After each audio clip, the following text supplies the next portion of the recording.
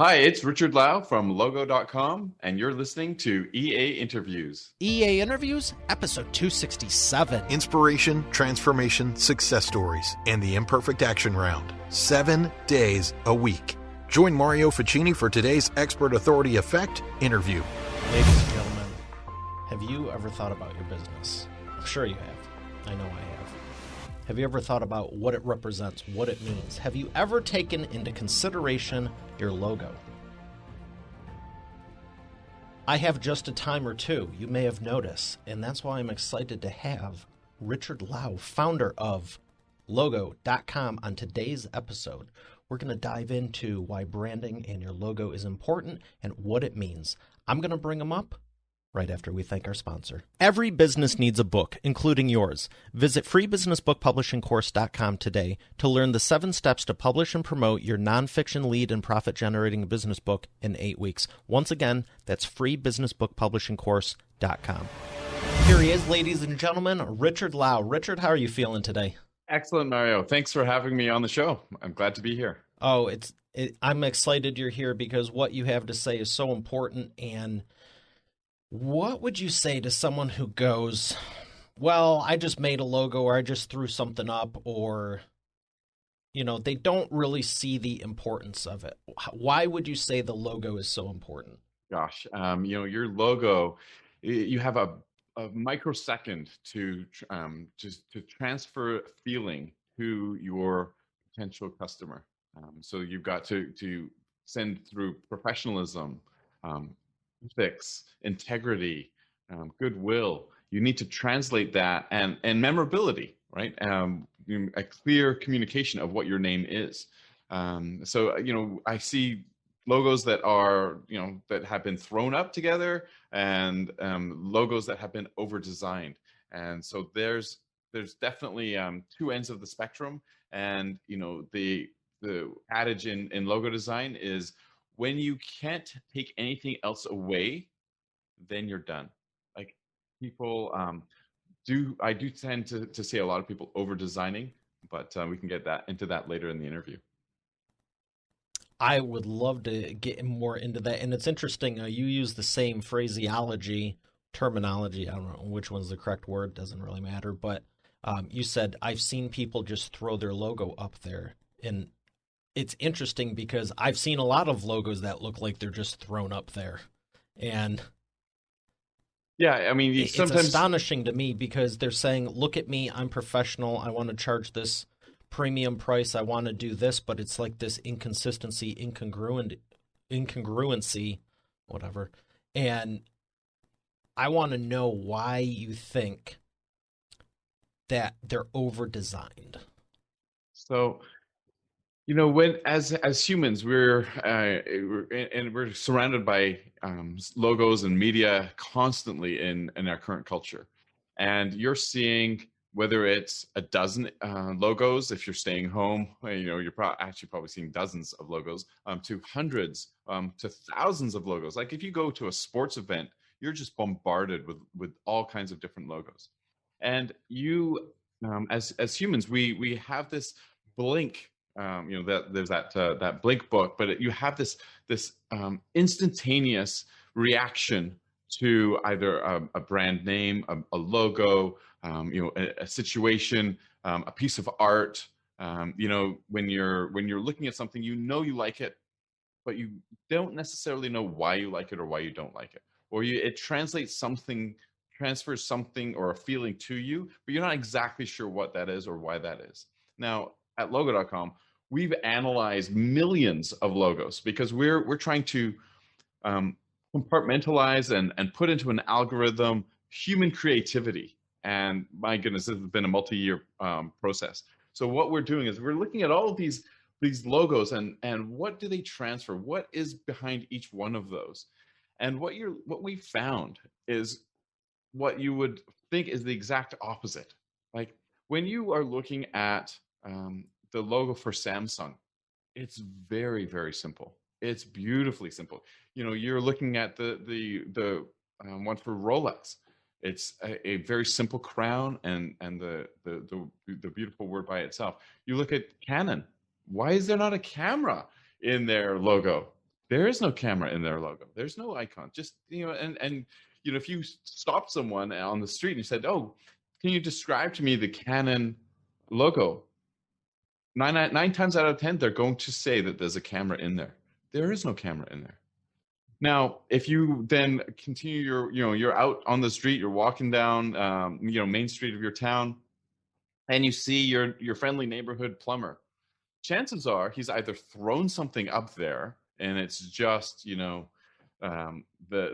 letters that he found at Home Depot that he's stuck literally onto the side of his van, or he's gotten a friend to do it, and they've spent a long time trying to include a wrench, a toilet, an eagle, the state flag, a picture of himself, a guy running to show that it's fast. And you've got all of these elements that they're trying to put in there because they're like, oh, I need to communicate all of these things. And at the end of the day, it looks like a cartoon. Versus you look at, someone like A1 Plumbing, right? They're A1 because they want to be first in the yellow pages, right? But you look at someone like A1 Plumbing, and they've got a very simple logo. And you're like, oh, it's too simple. Well, is it? It's got black and red, because red,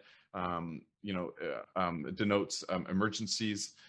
Black denotes the safety and seriousness, and it just says A1 Plumbing, and 24-hour on call as their slogan. And you're like, wow, I could have done that in 2 minutes. Well, actually, they probably put more thought into it than the one that was just thrown up with the toilet and the wrench and the guy running. They've probably put more thought into it. And so when you come to logo.com and you put in your name and your slogan, and we present to you all of these hundreds of different logo designs, some people are like, oh, it doesn't have the toilet, it doesn't have the running man, it doesn't have a cartoon. It's like, no, it doesn't. And that's by design. The point. That's the whole point. We can include those, but we don't. That's not delivering value to you. Like, we have analyzed millions of logos. So what we're presenting to you, is simple for a reason. We could do the cartoons, but we don't want to just take your money. We want to deliver value. We want to deliver something that is going to be useful for you. So yeah, we have analyzed and really dug deep into why you're going to see a logo, right? Why a human will if we flashed up a logo and said, okay, Mario's Plumbing, and we've got a nice cartoon logo, you might think, oh, it's beautiful, it's got 6 colors, I'm going to buy that. I can see why they're charging. Would we have to license this from Nintendo? Maybe. But the person that's walking down the street and sees that on the side of the van, and they see Mario's Plumbing with 6 colors, they won't even be able to put their finger on it, but they'll think, oh, this is a small business. It's probably a one-man operation. But if you had Mario's Plumbing, simple, black and red, 24-hour on-call, they'd look at that and like, I wonder if that's a nationwide company or statewide company, And it's just that feeling they have. They don't know why, but we know why. And so that's why we can say people are over-designing their logos, thinking that they're accomplishing something, and they're accomplishing the exact opposite. It's interesting. I'm hearing a lot of parallels to photography, and I've always asked people, I go, when you see a bad picture and they're like, oh yeah, all the time. I go, do you know why? And they're like, the 2 common ones that I say civilians have are where they're too orange or too blue. And that has to do with the light temperature. And when we were getting ready for this, remember the magic trick? Yeah. That was exactly to adjust those readings. So that way everything's level. And I'm hearing a lot of parallels to the logo design, because it's like, when you see a bad logo, but you may not know why. I want to ask you, what is the importance of typography in a logo? Oh my goodness. So, when you're looking at the font pairings, or even just the font of the business name itself, there was a trend to having it being very scripted. and looking, some elements of calligraphy or some elements of handwriting. And if you even take a look at Google, their previous logo versus their current logo in terms of just the typography, forgetting about the colors that they're using, just looking at the text. Their old logo, the G was very stylized. Now it's very simple, and it's just very simple and very clean. And the reason for that, the reason for a much simpler typography, especially just in the business name, eBay is another one that instantly comes to mind. The busyness of their typography, of the A being higher than the B and the Y, and now it's all straight, and it's just eBay. You only have, before they used to say you'd have 3 seconds to make an impression. You have a microsecond to make an impression on your customer, and you have a microsecond to transfer your name to the customer. And so if you have a complicated typography, if you have outlined letters that look like animal balloon animals, where you've got that outline and the puffy letters like Airbnb. Oh, but the stroke is so cool. Airbnb used to have that. What about drop shadows? Oh yeah, oh my goodness. So those used to be rule number one. Yes, rule number one. We're tossing those out. But yeah, I can go on. Pinterest had a very stylized P, and now their new one is just a straight Pinterest. And it's because you have a fraction of a second to communicate your name. And so, when people are like, oh, you just sent me a simple stylized, a non-stylized wording of my business name. It's like, yes, that's the point. We're trying to keep you from making your own mistakes. So we don't just have a logo maker editor that you can just hop in and in 5 minutes destroy a design.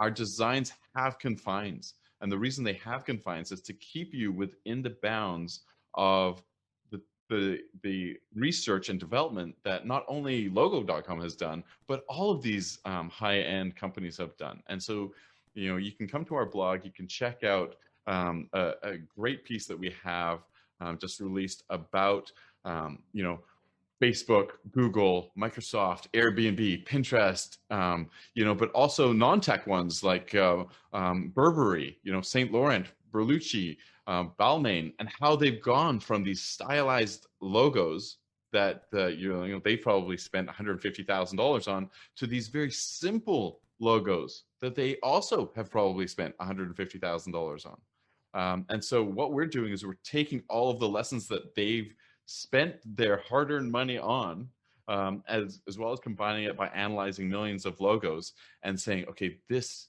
is a logo that you're going to be able to use for the next 5 years, because it's going to be with the current trends and it's going to serve you well based on all of the lessons that these guys and ourselves have spent man years and bucket loads of money researching. So, for $20, $50, $100, you can get a package at Logo.com and just take the benefit of all of that research. How long would you say a logo should last for? You just mentioned you'll be able to use this for 5 years. Do you ever get 10 or 20 out of a logo? Should you be switching them ever so often to keep it fresh? It's very interesting question, because you can have a logo that, let's say, and it depends on your journey in your business. So if you are, a solopreneur and you've got a side hustle, and you're like, what, I want to go from being an interior design, friend that I just give advice to friends, to actually having a business. You can get a logo from Logo.com in 20 minutes and have that up and running, just so that you can get your website up, because we want you to, the first step is to get online. Now that logo may not be your forever logo. Let's say you've gotten your website on, you've gotten your first couple of customers, you still haven't printed any business cards, right? Now you're like, okay, now I'm going to get my business card. I'm going to put it on I'm going to put it on the side of my SUV. Well, maybe take a pause and be like, okay, is this the logo I want? Come back to logo.com, spend another 20 minutes, say, okay, you know what? I decided I didn't like this color. I didn't like this. Come in, edit it, re-download it. And then place your order for your business cards. Logo.com is where your logo is going to live, right? So you can come back after 2 years, after 6 months, after 5 years, come back, your files are here. You then can edit it. You can buy a new one. You can, change your company name, buy a new one, or don't, and just edit what you currently have. But in terms of how long should your logo last, I think your first logo is almost a throwaway logo. It's like, it'll last me until after my first 2 paying customers, right? If you've got significant, you're doing a design job, and then you can take a reassessment. So then after that, come back. It's a no charge for edits on logo.com. Come back, re-edit your logo, and then keep that one, and that one's going to last you 2 to 5 years. And then at that point, you can take a look at the trends. You can take a look at your coloring. You could be, you just reassess. It doesn't mean that you have to change it. It just means that you should take a look and reassess. What's the importance of colors? You had mentioned the red and the black signify this, and, I know that every color has a different tone to it. Absolutely. So yes, there's trendy colors. And so orange and black right now are very trendy. Orange and yellow are very trendy.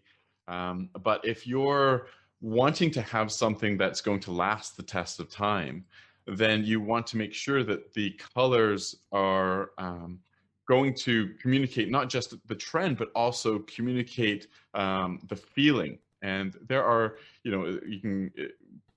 there's more meaning that we have time for, but I'll just throw out a couple of them. I mentioned, red being for emergencies, but blue transmits trust. And so, for me, I've had various different businesses. The last 2, resume.com was a blue and white logo. And if you come to logo.com, you're going to see, again, it's a blue and white logo. And, we have no slogan. I picked the right tie for this one. Exactly. Yes. Blue and white. And again, for your logo, we can see it on your mic mast there, your mic flag. It's black and yellow. It's not black, yellow, orange, red, green, and blue, right? Don't go for a lot of different colors. Maximum of 3, but preferably just 2. Because you're trying to communicate very simply. You want it to be able to present well on various different platforms. And so, we're going to provide you a logo in black and white, white and black, and your colors. So yeah, different colors have different meaning. And we could spend all day chatting about the. I was just going to say, I know we could do a deep dive with all of this, and I was debating about asking you this. I am going to throw it in there real quick, but you had mentioned the multiple colors on here, and I'd like to think it's just black and yellow, but there is some white in the text here. So when you said the multiple platforms, when you're designing the logo, would you say you should do it rectangular or square nowadays? That is a really, really tough one to address.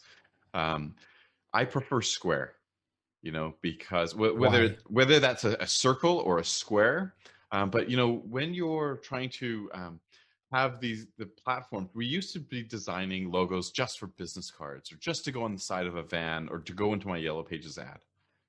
That I'm dating myself. I turned 50 last year. So, now your, business cards are like 5th down the list.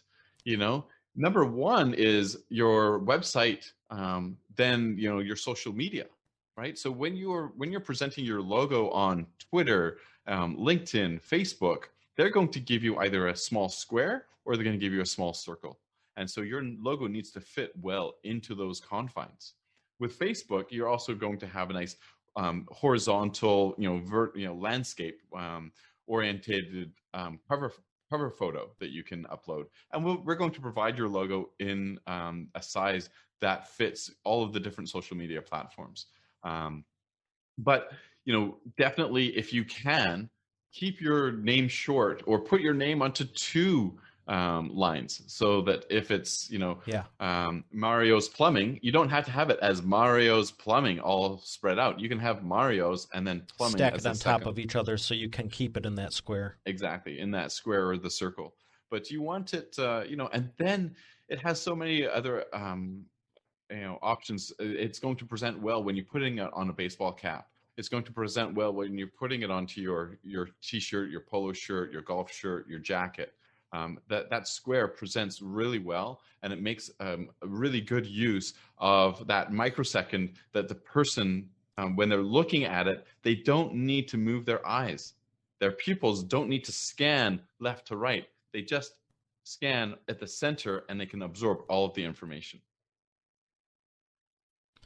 That's powerful stuff, and I know, like I said, I know we could go deeper. You got me thinking about stacking them on top of each other, the colors, the whole, should you design it with color, black and white, and also keep in mind, if you're doing the rectangular, it might get truncated if you don't design it the right way. So you want to have variations and all that good stuff. But I want to know the backstory. How did you start off with logo and graphic design? You mentioned resume.com, and I know you have an impressive background, but how did you get into all of this?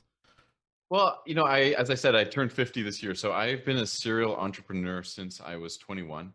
And so to date myself, my first business was in beepers, buying and selling beepers. I'm in Canada, and I launched the first company that actually sold beepers. Up to that point, you had to be 21, you had to fill out a rental contract, etc. And we were the first ones to sell beepers. We got them into Costco and the department stores up here, and we sold 10,000 pagers in our first 3 months.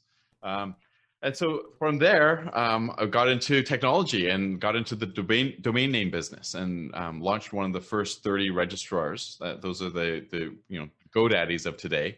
And I launched that. Had a health scare where I was diagnosed with colon cancer, and so really life punched me in the face. And everyone has a plan until you're punched in the face. I had a 3-month-old. I just moved out of the country. I merged that with a company in California, and kind of reset my life. And so that part of that reset was starting to buy and sell domain names and get into the power of a short brandable domain. And so I did that for 10 years, helping other people get these powerful one-word domains. And then I saw firsthand what they were doing and the power it added to their businesses. And so, I launched a conference in the domain name space called NamesCon, which is now owned by GoDaddy. And also took one of the names that we came across, raised some money, brought in partners, and it was called resume.com. And, we knew, okay, look, if you build a resume builder and you have resume, then if you're just as good as your competitor, but you have that wind at your back every day of having, a few hundred people typing that in, and having Google say, oh, you know what, when someone's typing in resume or resume services or resume templates, we're going to reward resume.com, because obviously if they're in the business, they must be all in. And so we saw that power, and we had a successful exit. We built that up to 10 employees, 4 million users, and that is now part of the Indeed.com family, which is the largest job board service in the world. And based out of Austin, Texas, but their parent is a multi-billion-dollar company based out of Japan called Recruit. And so we took the summer off and looked at the domains that we had either available or in our inventory, and we did an analysis of each one. Like, what's the market? What's our interest? What can we be passionate about, and what fits under our heading of be helpful, right? Our NamesCon conference was about being helpful to the domain community, whether that's the registrars, the registries, the end users, the investors. Resume was about being helpful to the high school graduates, college students, university students. We wanted them to have a tool that allowed them and enabled them to simply and easily get a better resume that would allow them to get a better job than if we didn't exist. And so then we looked at that on the different domains that we had access to or owned. And logo.com fit that bill perfectly for us because we're like, okay, it's an established evergreen market. Everyone's always going to need logos. It's a large market. There's a lot of money being spent.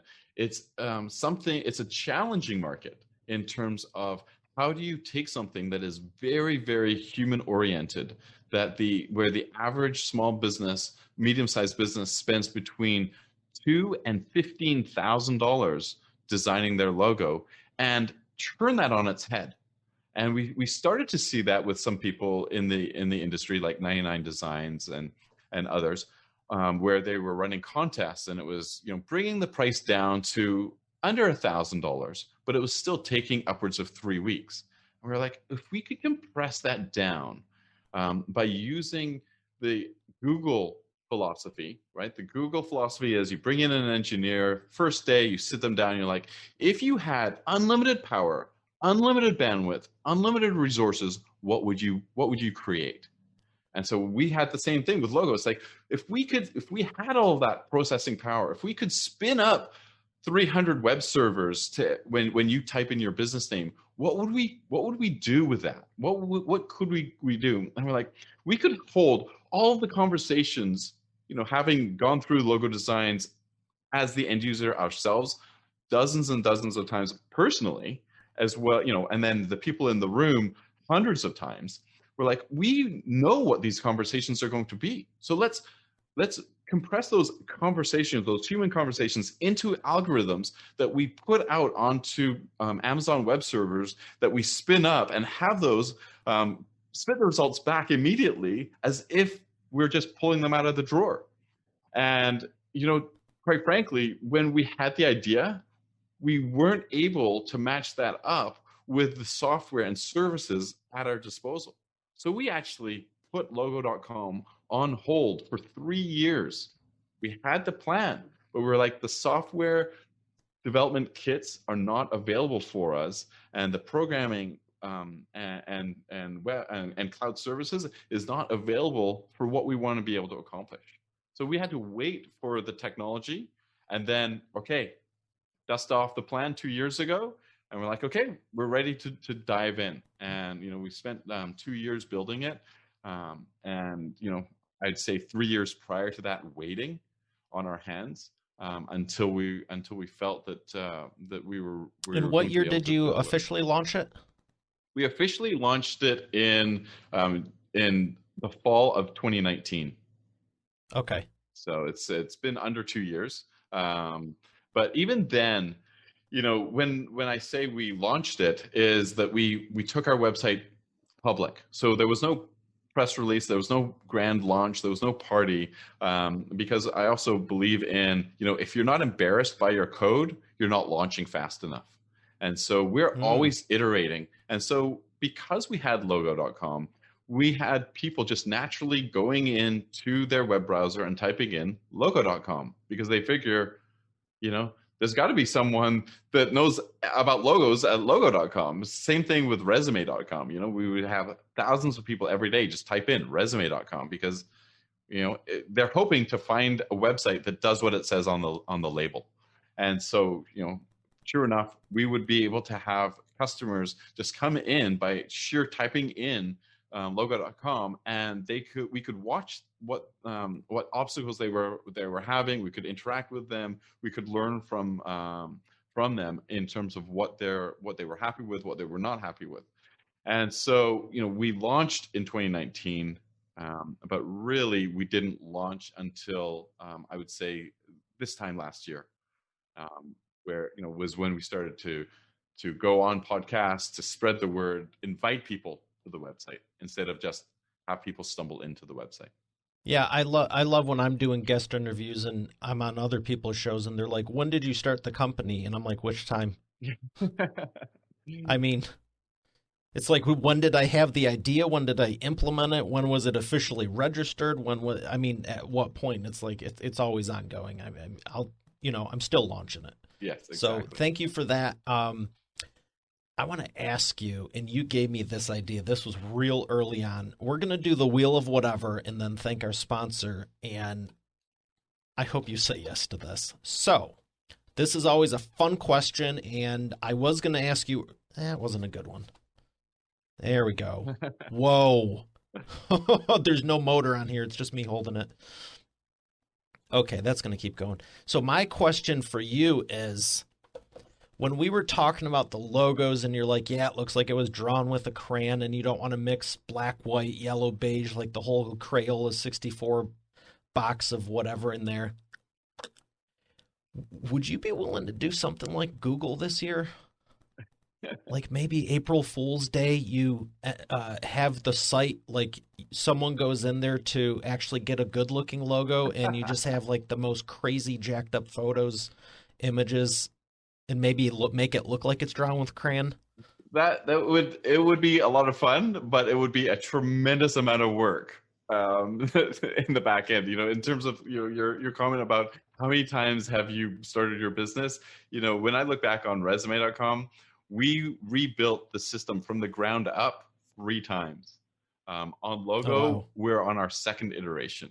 Okay. So, no, I'm not willing to do that. But it would be a lot of fun. But we're also very What about cognizant. just sending an email with saying, here's the top designs from the week, and you just grab some photos and... Yeah. When we were talking about that, I'm like, oh, this is too good. Thank you for giving me one early on. Yeah, April Fools. I think on April 1st we could definitely do something like that. That would be hilarious. Yeah. Okay. What would do? You got my wheels spinning now. We have to thank the sponsor, and we'll be back for the imperfect action round. You've heard me say every business needs a book, including yours. And it's true. And that's why you should visit freebusinessbookpublishingcourse.com today to learn the 7 steps to publish and promote your nonfiction lead and profit-generating business book in 8 weeks. But you know what? Don't take my word for it. Take it from a few of my authors, like Lori. And I went from having an idea and a possibility to actually getting my book published. Or Catherine. Thank you for making my mom #1 best-selling author. Or Mary Alice. What he got done for me in 3 days regarding my book launch, unmanageable. John Cody. I've worked with Mario over the phone and online, and he's been very helpful in getting me where I needed to go with promoting my books. Rocio. There's no way in the world I would have been able to do this with somebody else. I've attempted it in the past. It didn't serve me. As a matter of fact, I ended up more frustrated than anything. So this has been a very seamless process. Adele. If you're looking for an amazing business coach, I highly recommend Mario Ficini. Or Bill Benner. I can't make a higher recommendation than to work with Mario Ficini. He has been great for me, and right now I won't work with anybody else except for Mario. Hey, their words, not mine. Visit freebusinessbookpublishingcourse.com to get started now, and I look forward to hearing your transformation as the next video success story. Once again, that's freebusinessbookpublishingcourse.com. And we are back with the imperfect action round. Richard, are you ready to take imperfect action? I sure am. 3 questions for you, 60-second or less answers. The first one is, what is the fastest path to the cash? Fastest path to the cash is to get online. If you're not already online, get yourself online. If you're doing a side hustle, get yourself online. If you are, you've got your IG or your Instagram, you've got your Twitter, you maybe have got your TikTok, get yourself a website so that you can build your brand around your own property. Excellent. Number 2, what is the biggest problem you see your prospects making and the fastest way for them to fix it? We've covered it a lot, but the biggest problem is over-designing your logo or asking your buddy to do it for you. Don't do that. Just, the cost is not prohibitive. You can get a logo from us for $20. It's a loss leader for us, but you can get yourself a logo for $20 in 20 minutes. Stop asking your buddy next door or your friend or your son or your uncle, your aunt to do it. Honestly, I try to put a nice face on, but I've seen some that just, I want to just cry when I see it. They're like, oh yeah, I got my aunt to do it. And it's got, literally it had a dog, a handbag, and a lady in the logo. And I was just like, it's terrible. But what do you say? I'm just like, how will you know what? This is a somewhat serious idea. It would also give you a big pool to pull from for the April Fool's joke. But if you did a campaign that said, send us your logo, we'll send you a real one. Oh, that's fantastic, Mario. I love that idea. And that's really what I was doing. I offered them free credit to like, here's a free logo, please. But we didn't do the design. We just gave them a credit to use on our system. But yeah, I mean, yeah, we see you could get a lot logos. of data from that, use it for examples, testimonial, and a whole lot of sales and marketing. Yeah, that's fantastic. And track the case studies. Here's what it was before, here's what it did afterwards. Yeah, we can have a whole campaign before and after. Fantastic. Number 3, what is the best way to maximize customer lifetime value? Customer lifetime value is to do either an upsell within the cash flow, the checkout process, but ideally is to add and create a subscription.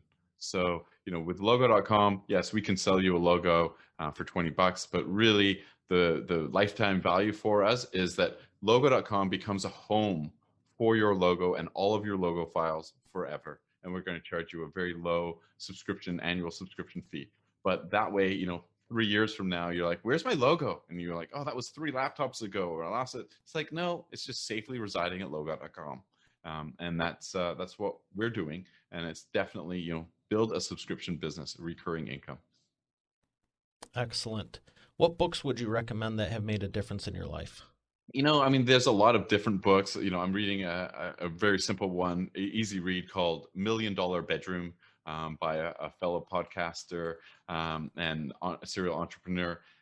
Very easy read and takes you just through his raw journey. But the most impactful one, I think a lot of people have read, and if they haven't, they absolutely should. It's the E-Myth, or the E-Myth Revisited, because I see so many people that call themselves an entrepreneur, and really they're just self-employed.